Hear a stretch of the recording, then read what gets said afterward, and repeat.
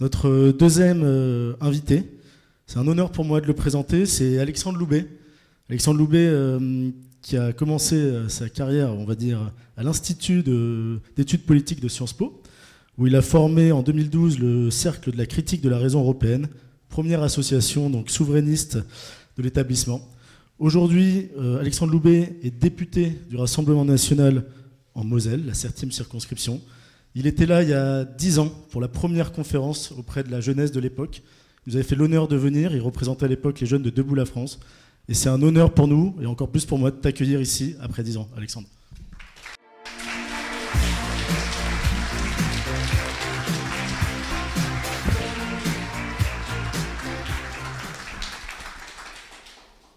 Merci, cher Quentin, chers amis, je tiens tout d'abord à vous remercier pour votre invitation et à féliciter tous ceux qui ont participé de près comme de loin à l'organisation de ce bel événement. Je pense que vous pouvez les applaudir.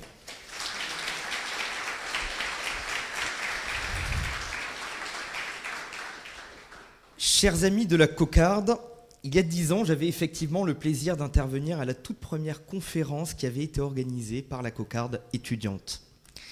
10 ans plus tard, c'est donc avec beaucoup d'émotion que je me tiens devant vous pour célébrer l'anniversaire des 10 ans de ce syndicat étudiant.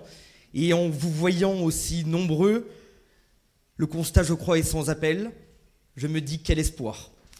Quel espoir de constater la dynamique de la Cocarde étudiant, quel espoir de constater cette effervescence patriote au sein de la jeunesse, mais quel désespoir aussi de constater que nous avons vieilli de près de 10 ans, n'est-ce pas mon cher Pierre Gentillet ?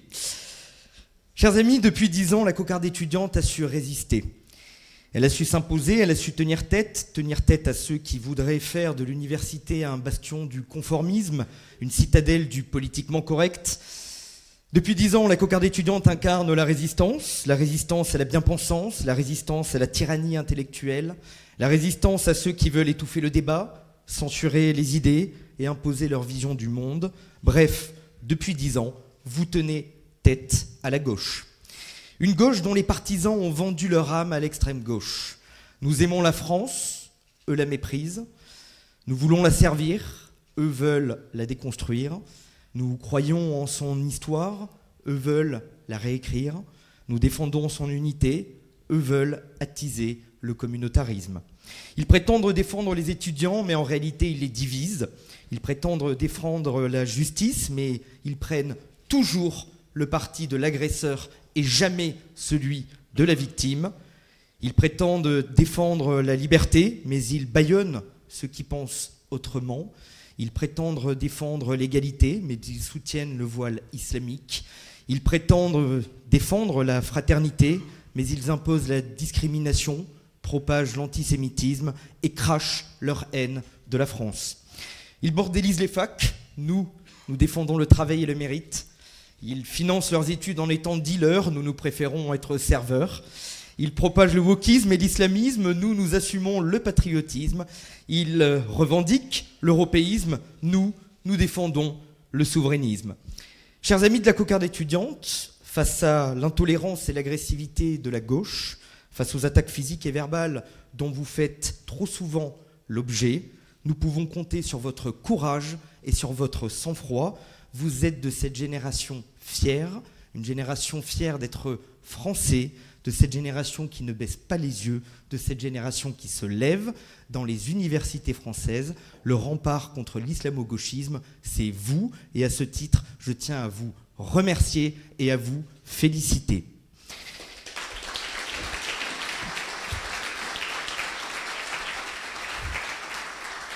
La force de la Cocarde, c'est donc de rassembler. Rassembler des étudiants issus de tous les horizons, de toutes les sensibilités, de tous les partis politiques, mais évidemment à la seule condition qu'ils soient patriotes. La Cocarde est née en 2015. À cette époque, les initiatives de rapprochement entre militants de différents partis se multipliaient. Pour ma part, j'avais fondé, tu l'as dit Quentin, en 2013, la première association souverainiste à Sciences Po Paris, critique de la raison européenne, une association de débat qui visait à contredire la pensée européiste imposée comme une véritable vérité absolue. J'avais cofondé cette association avec un ami chevènementiste, une gauche qui fait, je crois, exception par son amour de la France et sa proximité avec nos idées et qui devient plus que minoritaire au sein de la gauche française. La première année, nous étions 4, affrontant les insultes, les intimidations et la censure au sein du temple de la pensée unique qu'est l'IEP de Paris. Mais lorsque j'ai quitté Sciences Po Paris 4 ans plus tard, nous étions presque une centaine à être passés par cette association. Une centaine d'étudiants de Sciences Po que vous retrouvez désormais élus à l'Assemblée, élus au Parlement européen, dans la haute fonction publique également. Vous les trouvez aussi dans des postes à grande responsabilité dans des grandes entreprises, dans des partis politiques, à la tête de think tanks particulièrement intéressants. Il y en a même qui sont devenus membres de cabinets ministériels actuels et d'autres journalistes. Vous vous doutez bien que je tairai leur nom. À Sciences Po Paris, j'ose dire que notre génération a vu naître les prémices d'un rassemblement des patriotes. Et au milieu des années 2010, d'autres initiatives ont vu le jour, mais une en particulier aura été déterminante. À l'époque, j'avais été responsable de l'Uni à Sciences Po et je présidais les jeunes de Debout la France, le parti de Nicolas Dupont-Aignan. Avec Maxime Duvauchel, fondateur et premier patron de la cocarde étudiante, avec Pierre Gentillet, que je n'ai pas besoin de présenter, mais à l'époque, il était un peu moins ridé, et également président des jeunes de la droite populaire de Thierry Mariani, avec Gaëtan Dussaucé, qui était directeur du Front National de la Jeunesse et qui est actuellement député RN des Vosges. J'ai souvenir que nous échangions sur la création d'un nouveau syndicat étudiant. Un syndicat qui réunirait tous les militants du camp national, quel que soit le parti auquel ils appartiennent. Quelques mois plus tard, Pierre Gentillet et Maxime Duvauchel ont alors eu le courage de créer la cocarde étudiante. Je suis fier de pouvoir dire qu'avec l'ancien patron du FNJ, Gaëtan Dussaucé, et moi-même qui étais à la tête des jeunes de Debout la France, eh bien nous les avons, très modestement, aidés dans les débuts de la cocarde étudiante. Nous les avons aidés grâce au réseau militant de nos partis politiques respectifs, le FN et DLF, l'UMP pour Pierre Gentillet. Nous les avons aidés notamment pour trouver les premiers responsables et les premiers adhérents dans un maximum d'universités en France. Nous avons même, avec Gaëtan Dussaucé, tu l'as dit Quentin, participé à cette fameuse première conférence de la cocarde. Cela ne nous rajeunit évidemment pas, mais c'est ainsi que la cocarde étudiante est née. Et en vous regardant aujourd'hui, eh bien, je me dis qu'elle semble désormais vivre heureuse et avoir beaucoup d'enfants.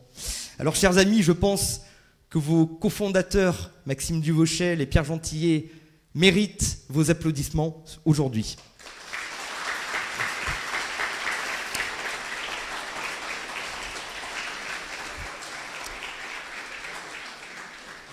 L'Union des Patriotes, il y a ceux qui en parlent et il y a ceux qui la font.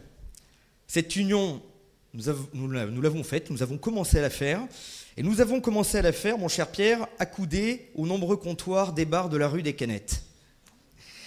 Aujourd'hui, dans cette salle, qui ne connaît pas la rue des Canettes à Paris? Nous avions effectivement l'habitude de nous retrouver entre amis les vendredis et samedis soirs, parfois davantage de jours aussi, avec Pierre Gentillet, Maxime Duvauchel, Gaëtan Dussaucé et beaucoup d'autres. Certains sont désormais devenus des figures du camp national. Je pense notamment à un jeune homme à l'incroyable destin, et permettez-moi de lui consacrer ici quelques secondes, parce qu'il a mis ses talents au service de nos idées. Je crois qu'il suscite l'admiration de toute une génération. Il préside aujourd'hui le premier parti de France. Je pense évidemment à Jordan Bardella, qui ne manquait pas de nous accompagner dans ces tournées des bars.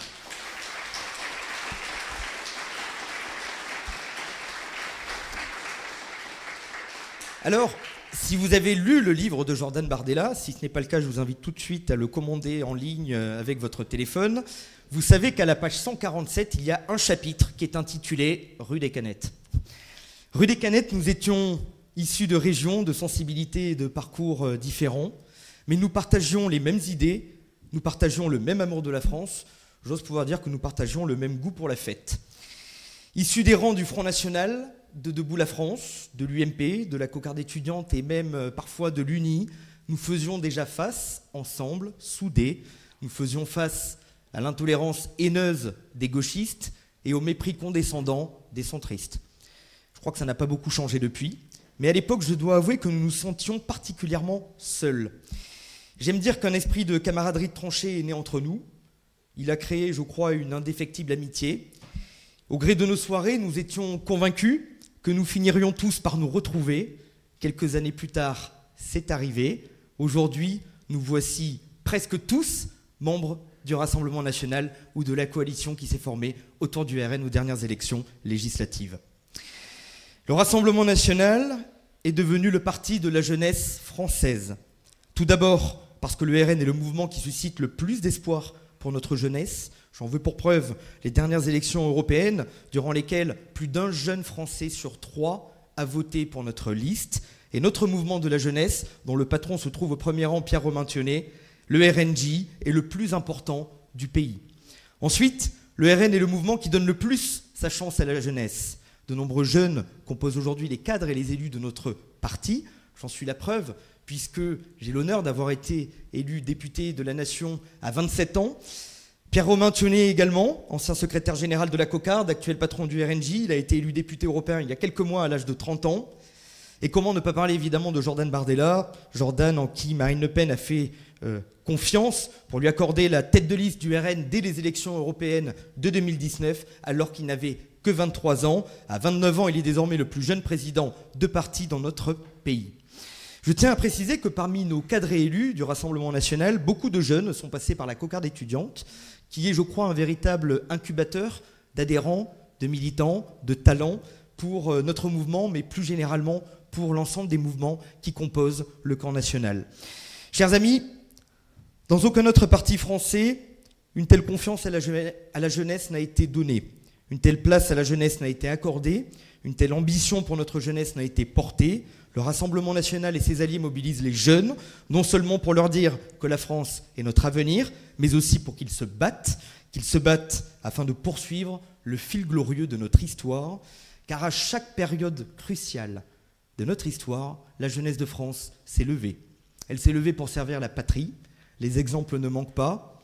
Je pense aux jeunes qui se sont levés avec Jeanne d'Arc pour libérer la France, les jeunes cadets de Gascogne comme d'Artagnan au service du roi et du pays, les jeunes combattants de Valmy qui ont protégé notre patrie face aux envahisseurs, les jeunes soldats de l'Empire qui ont fait briller la France, et la gloire de la France, je dirais même plus, partout en Europe, les jeunes Français de 14-18 qui se sont sacrifiés pour que vive la nation française, les jeunes résistants de 40 qui ont incarné l'honneur de la France et qui ont permis la victoire.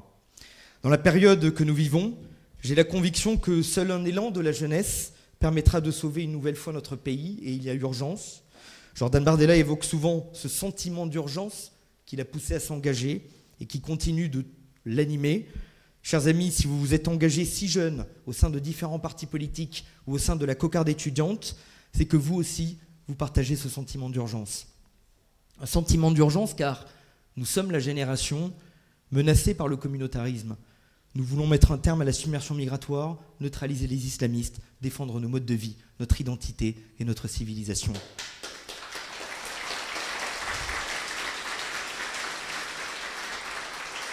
Un sentiment d'urgence car nous sommes la génération menacée par l'ensauvagement.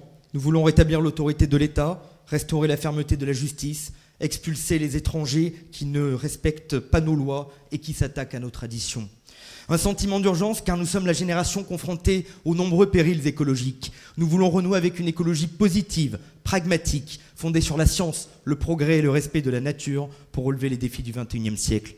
Un sentiment d'urgence car nous sommes la génération confrontée au déclassement. Nous voulons renouer avec la croissance et le mérite pour que le travail permette de boucler les fins de mois, de fonder une famille et d'accéder à la propriété. Un sentiment d'urgence enfin car nous sommes la génération confrontée au déclin de la France. Nous voulons restaurer notre grandeur et notre souveraineté, bâtir une Europe respectueuse et soucieuse des nations. Avec nos partis alliés, chère Marion Maréchal de l'IDL, chère Claire Géronimi qui interviendra après moi de l'UDR, le Rassemblement national est le seul mouvement politique avec ses partis alliés capable d'unir la majorité des Français, le mouvement le plus à même de gagner pour relever le pays. Et chers amis de la Cocarde, comme je vous l'ai dit en introduction, il y a 10 ans, j'avais le plaisir d'intervenir à la toute première conférence de votre syndicat étudiant. J'étais alors un simple militant. Je n'aurais jamais imaginé m'exprimer devant vous 10 ans plus tard comme député de la Nation, et je veux vous le dire avec la plus grande des sincérités, être député du Rassemblement national est et sera l'honneur de ma vie. Alors je vous suggère, vous aussi, de croire en vous.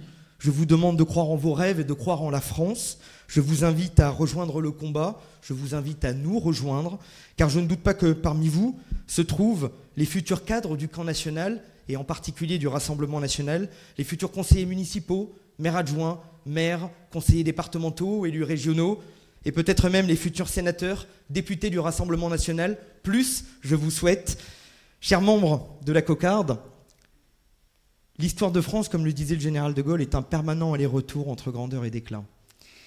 Je crois que le destin a voulu que ce soit notre génération qui ait le devoir de sauver à nouveau la nation. Alors engagez-vous. Engagez-vous car la politique est une formidable aventure humaine. Engagez-vous car vous servirez la plus belle cause qui soit. Engagez-vous car les années qui viennent seront sans aucun doute les plus exaltantes de votre vie. Engagez-vous car la décennie qui nous attend décidera de l'avenir de la France, de sa disparition ou de sa résurrection. Chers amis, plus que jamais, la France compte sur sa jeunesse. La France en appelle à votre engagement. La France a besoin de vous. Il en va de la survie de notre pays et de la continuité de notre peuple. Soyons dignes des générations de militants et de Français qui nous ont précédés, dignes des générations qui nous succéderont. Mobilisez-vous, battez-vous, battez-vous encore et toujours. Nous n'avons pas fini d'être Français. Vive la France et vive la génération patriote.